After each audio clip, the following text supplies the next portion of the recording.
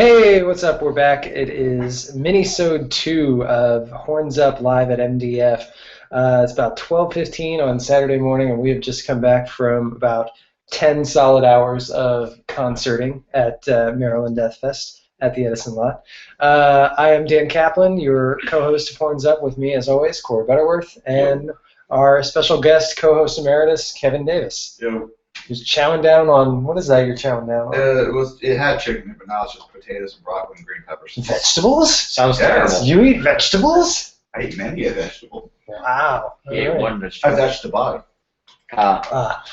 So yeah, it's been a long day of standing around and listening to some pretty kick-ass music. I feel wonderful to be seated right now. I feel wonderful in general. Yeah, this is true. This is true. It was an eventful day.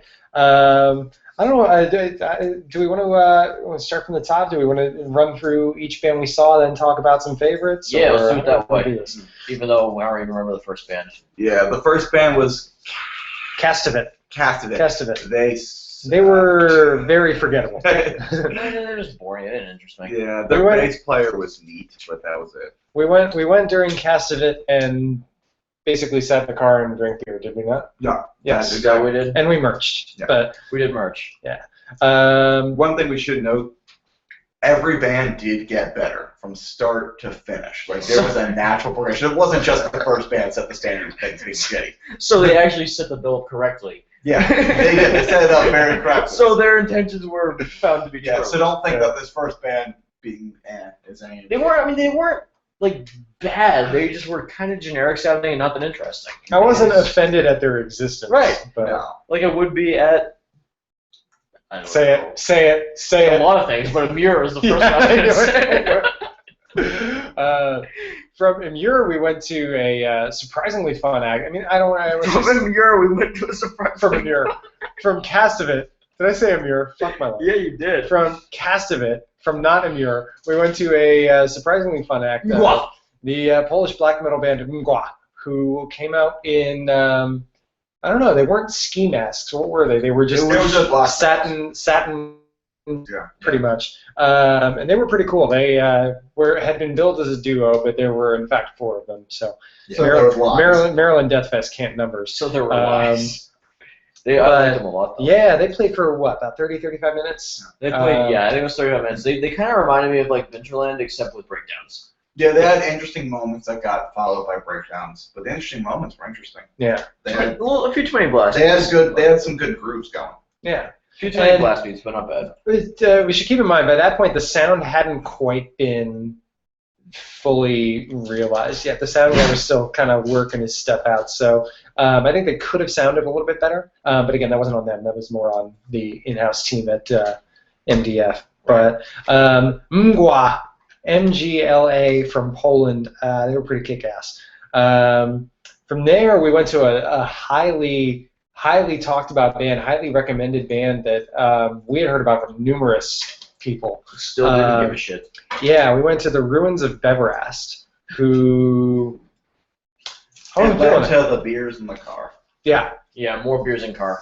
I don't know. Yeah, a lot of sources of these guys would be worth checking out, and I don't know. I guess same ideal. They were okay, but There was nothing memorable. I gave them about 10 minutes, and I was like, I'm gonna go drink a beer somewhere. Yeah. So beer in the car was nice. We beered, we merched.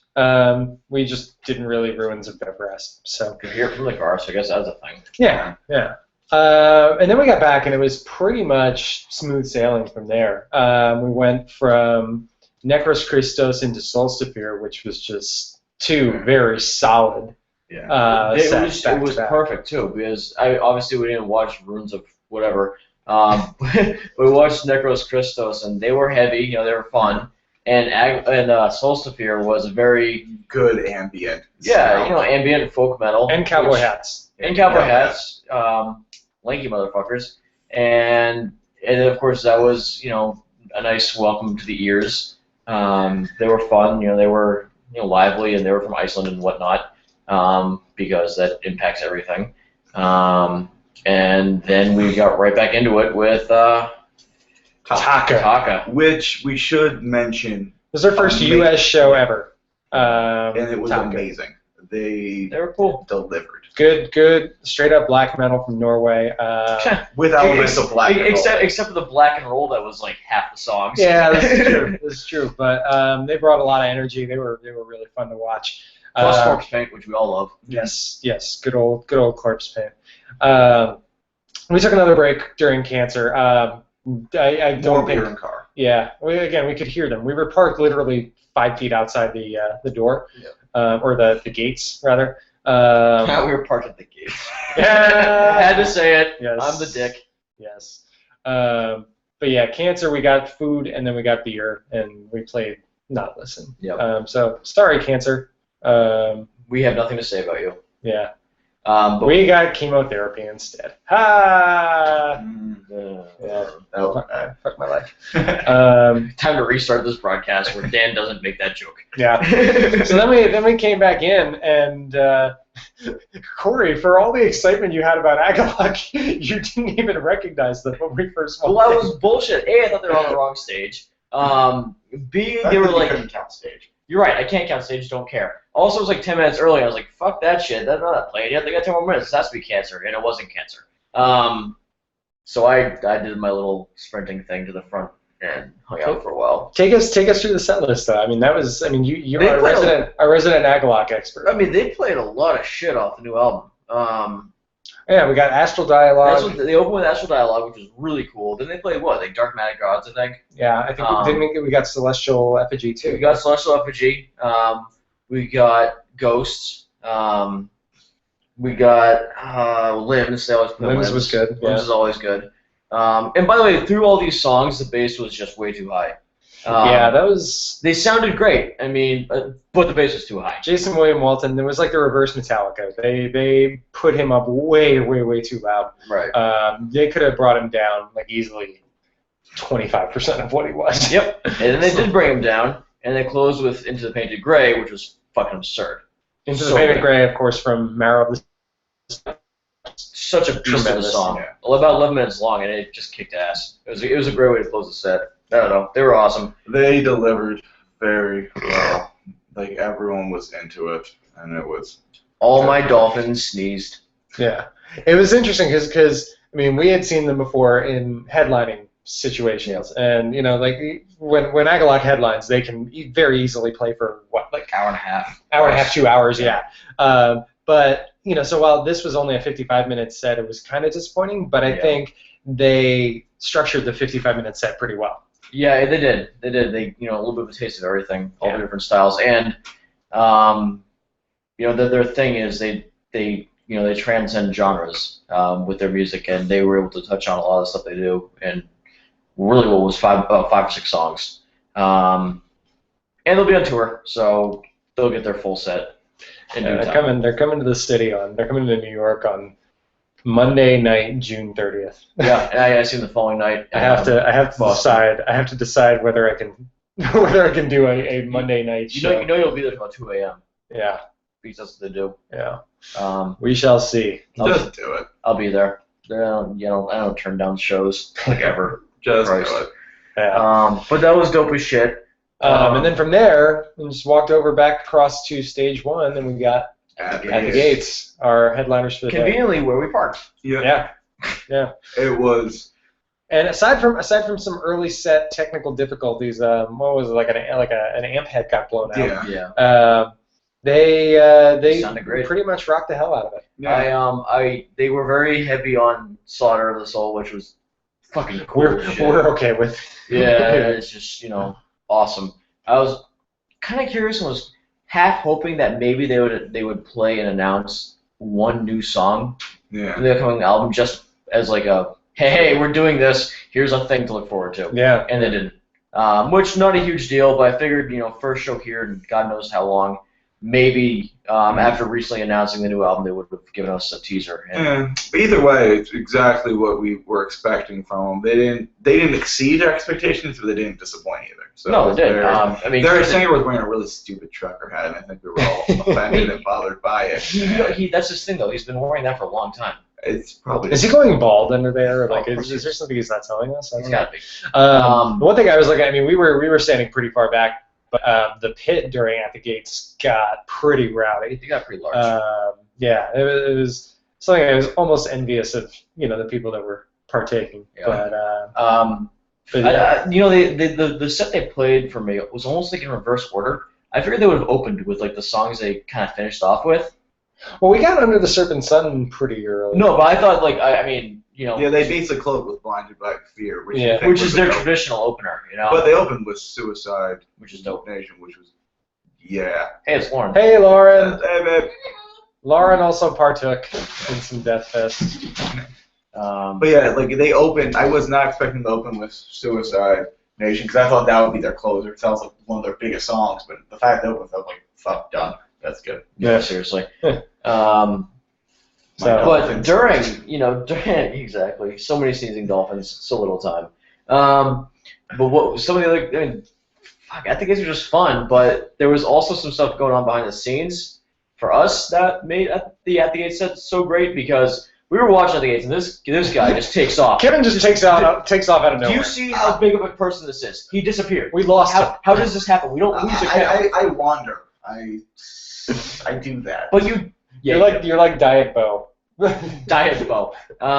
So this kid wanders off, and we're like, "Where the hell's Kevin?" We look over, and this, he's talking to this like really short dude, with long hair. We're like, "Well, that's John Hom from Mgla." Yep. And Kevin just, beelined for it. And of course, that starts a little bit of a train wreck where like 4 people notice what he was doing because he's a large person running towards somebody else. And so the line begins, and luckily enough for us, before he got so sick and tired of fangirls and guys, we managed to introduce ourselves, and I got a little bit of a snap with him, which was pretty sweet. Corey got a picture. I got a handshake. Kevin got pissed off. I didn't get pissed off. I got a handshake, and I ruined his night. So, John, if you're watching, you're not.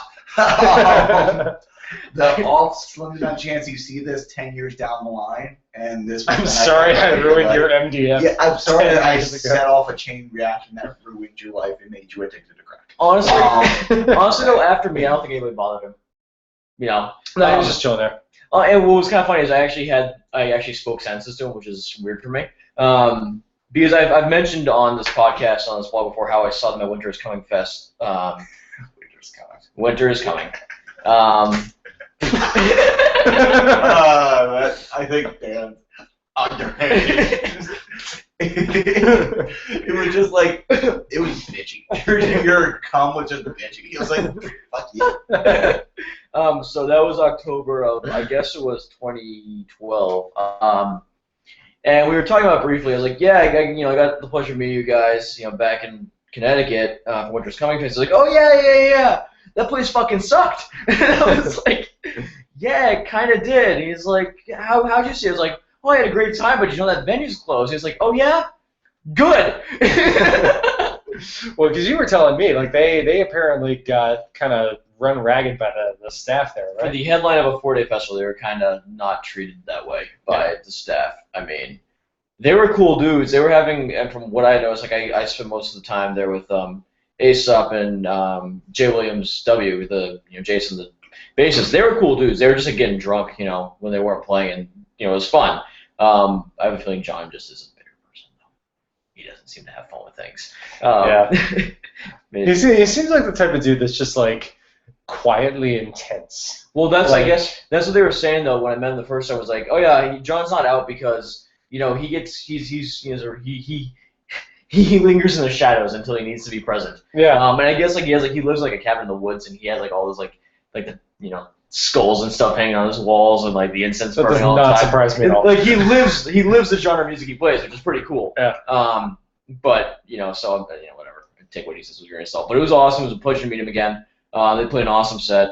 And then like right after that, I kept glancing back because this is when like all the other musicians are done for the night, so they're kind of watching At the Gates or whatever. The dude from Soulsphere, and hard to miss because he's wearing a cowboy hat. He's like 7'2", was just like trucking it with his like 18-foot strides, behind the scenes. And he wasn't actually walking that fast, but he was covering a lot of ground. He was covering a lot of ground. And I started walking towards him because I just wanted to I saw them on Sunday in Cambridge. I just wanted to say hi and let them know they played a great set because they were kind of off beaten path from the rest of these bands. And he saw me coming from like 100 feet away. He's like, I know that shirt. Yeah, I'm like, yes, because it's yours. But he had places to be, but they were cool too. Good guys, good day. Yeah, You know, definitely a good day. And you ran into some people from other festivals that you'd been to. I ran into a lot of people today. My buddy Jeff came down with my other friend Ryan. Jeff he's a frontman, guitarist, vocals for X-Cracker. One I coupled down this pilgrimage with yesterday, so he was there. My old friends Joe Baltero from high school, Rich DeStefano were there as well, which is pretty cool. I run into them by accident at least once a year, and it's usually at MDF. And then my friend Alex Mooney, who I ran into by accident because what shirt was he wearing? It was shit. Not Commandant. No. He was one of the 2 people there that wasn't wearing a Commandant shirt for some reason. Or Inquisition. Yeah. But there were a disappointing amount of Inquisition shirts. Right. But no, my friend Alex, who I met at Winter's Coming Fest, again, to go back to that, who was playing at the time? It was when we were watching Soul Sphere, yeah. It's out of the blue. I saw a shirt, like, who the hell has like that shirt? That band hasn't been around or doing anything for like a decade, and it was fucking my friend Alex, who pretty much attacked me. And again, same kind of thing. I only see him at like festivals and shows. He actually lives in New Hampshire, so funny. Right. Yeah. But yeah, no, it was good to see some old friends, some better bands, and sorry, friends, the bands are better than you. And we spent a good bit of time with my buddy Wyatt from Wyatt was there. Invisible Oranges at Blackbeard Island, at Invisible Oranges, or Invis Oranges, I believe is their Twitter handle. But yeah, good friend, good blogger. That was much fun was had, especially at Aglock, because those two are Wyatt and Corey are both big Aglock guys, so it was a good time. But yeah, wrapping up. I mean, favorites from the day. What do we think? Band or moment? Both. Yeah. Band. Let's do 3. Let's do best surprise. Yeah. Best band in general, and then best moment. Let's do it. Best surprise. I mean, I would say Taka, but I know both of you are going to probably do that. So I'm going to go with I wasn't actually that surprised at Taka. Okay. Well, I'm going to go with Mgla. Because they were a lot of fun. They were, Vigilante-esque, and I honestly knew nothing about them, and they just entertained me. So, early in the day, it was fun. Can't complain. Best band at the gates. They played everything I wanted them to play. It was awesome. It's a no-brainer for me. This would have gone to Aglock if the bassist was not, ridiculous for the first half of the 3/4 of the set. Just standing there. But the best moment for me, it could be, Picture with John on, but it had to be closing with Into the Painted Gray, because it's just such a crazy song. Yeah, just a fucking insane song. It covers everything. And I didn't expect him to play it at all. It's not really a live, happy song because of how long it is and how ridiculous it is, but it was crazy. So those are my 3. When we saw them the first time, though, I mean, you're talking about. I mean, I guess with a reduced set, it's a bit of a surprise. But when we saw them the first time, didn't they play Faustian Echoes all 22 minutes of it? Hey man, they won't play a 2-hour set. They gotta fill up a good chunk of that somewhere. Sure. But no, they played Faustian Echoes. That was also because it had just come out at that point too. Yeah. Kev, what about you? The biggest surprise for me actually will be Talk, just because I had never really heard them. The Talks, not so much Talk, but Taka's black and roll exploits. I was not expecting the halfway through a set to just get so almost to the point of hair metal in a way, but it was great. It was fun. Shredding, it was entertaining as fuck, and just the back and forth between the vocalists and the bassist and their chemistry was just it was awesome. They put on a show. So that was my biggest surprise. Best band, we'll have to go actually a tie between Taka and At the Gates, because At the Gates I'd been wanting to see for a decade. Right. They played the songs I wanted to hear. They sounded tight. But Taka just was so entertaining. Yeah. So they both were best band, and I guess best moment for me may have been Line Up Here, maybe. Actually, I was gonna say Slaughter of the Soul when they played the title track from that CD. That was just good choice. Done. I was like, all right, you win. Yeah. I think for me, surprise is gonna go to Necros Christos, German band with a Greek name. Translates to Dead Christ. They were fantastic. Really, really loved them. Surprised. I don't want to say surprised in that I thought they were going to suck, but surprised in like how well it worked out for us because we were talking about going to get beer during their set. We ended up going to get beer during Ruins of Beverast and coming back, and that was a great decision. So I'm surprised something came up Millhouse for us, and then we got to enjoy a really killer set from Necros Christos. And there was like a 5-hour blitz till we left, which was awesome. Yeah. Best moment. I'm doing these out of order. Sorry. No, best band. I'm gonna go with Taka here. I really, really love Taka. Just the energy they brought, the sound. I mean, you had your traditional black metal at times, and you had more of a black and roll type element. Just the interaction with the audience. You could tell they were pumped. It was their first ever U.S. concert, so that was they completely brought it. Really done that. Best moment. This is gonna sound silly. Best moment was when I finally got my medium t-shirt after 3 tries.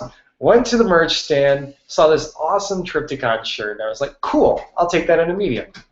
Guy gives me a large. It's like, okay, these things happen. I go back after opening the shirt and taking it out and looking at it. I was like, this looks awful big. I looked at the tag, it's a large. I go back and I get another one that actually says medium on the tape that they wrap it with. I'm like, okay, this is good. But just thinking, I'm going to try and double check. Open up, tag says large. So it had been mislabeled.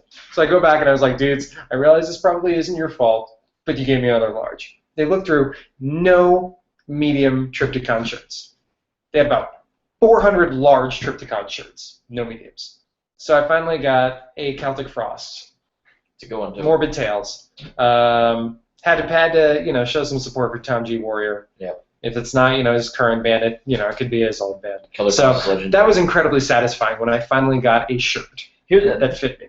Merchandise at a show is a huge part of the deal. It really is. I was probably walking around the first 20 minutes I was there just trying to find a shirt that I wanted. We looked around twice. I was trying to find a shirt I wanted. Like that's how it wasn't a matter of whether I was going to buy merch. It was, I'm buying it. I just need to find the one I want the most. Yeah. And I actually ended up with 2. And a book. I may partake in some more when we go back on Sunday. I might CD next time. Yeah. I have enough T-shirts. I got Emperor's Nightside Eclipse cover art T-shirt, and then I got an At the Gate shirt made specifically for Maryland Deathfest, which was really fucking cool. I gotta keep an eye out for some merch for some of the bands we saw today. Yeah. Like if there's some Mgla CDs or Necros Christos or someone like that. I mean. Yeah. Yeah. And I got the book is pretty dope too. I'm actually looking forward to reading that. It was a Decibel book, magazine right? book, yeah. Basically, just to recap the makings of 25 of these just absolute legendary albums in like death metal and black metal. I mean, like Slaughter of the Soul's on there. I don't know. Black Sabbath is on there. Heaven and Hell. Nightside Eclipse. Yeah, Nightside Eclipse is on there. There was a lot. There was some Carcass. There's some Carcass on there. Yep. So some good stuff. That'll be fun to read. Yeah. Especially like Emperor stuff because after that album, they're trying to murder a person. And womp womp. Seriously, and so that's gonna be fun. And then after Slaughter of the Soul came out, At the Gates broke up, so it'll be interesting to hear those stories too. Yeah. So it'll be a fun read. Good day. Definitely. Well, that'll about wrap it up for Mini-sode II for our day 1 recap of Maryland Deathfest. Guys, any sum up the day in one word? Draining. Yeah. Oh, you In a good way. dick. Draining of seed. Training of seed. I don't know. Give me 3 seconds on this one. Some of the fucking. I'm going to say pear-shaped. Pear-shaped fat chicks head banging. Yes. Fat chicks head banging next to fat dudes showing their ass. That's not one word. That's much more than one word. But yeah. These are things you can't unsee. I got mine. Millhouse. That's Yeah. a good word. Millhouse. Everything came This up day Millhouse. came up Millhouse. Everything went well. We saw everything. We did everything we wanted to do. Nothing really failed. Aside from, just nothing really, I guess. I mean, it all worked out. Yeah. Everything worked out. And it did. Parking to music to merch, everything. It was dope. And it did. Round 2, about 36 hours from now. Going to recover between now and then. A reminder, folks, check out all our stuff on hornsupmetalshow.com. Follow us on Facebook, facebook.com/hornsuppodcast, Twitter @hornsuppodcast. We were live tweeting all day from that handle using the hashtag MDF, hashtag MDF 2014. And, of course, subscribe to the Horns Up Podcast on iTunes. You just search for Horns Up Metal Show. Click, you'll get all of our episodes as they come. Thank you for listening, and we will see you on Sunday for Mini-sode 3. Talk to you later. Peace.